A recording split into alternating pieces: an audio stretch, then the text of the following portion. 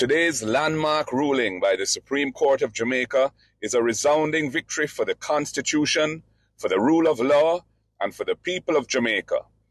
The court has affirmed what the PNP has long argued, that the multiple and extended use of states of emergency as a routine crime-fighting tool is a violation of the Constitution's extraordinary emergency powers.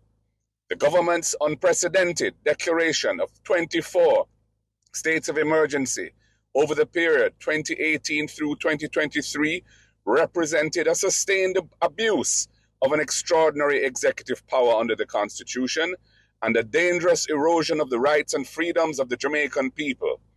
The SOE, which is the Constitution's last resort mechanism against crises that threaten to subvert the democratic order of the state, was unlawfully deployed by the government as a tool of routine policing, often incorporating entire parishes and sometimes being renewed without parliamentary oversight.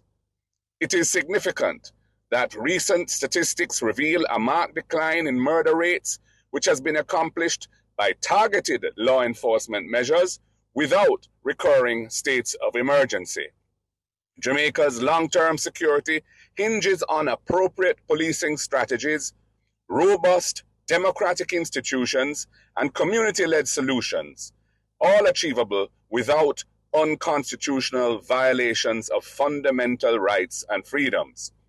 The court's decision reinforces that no government is permitted to suspend freedoms under the guise of public safety without meeting the constitutional safeguards of necessity, proportionality, and parliamentary accountability.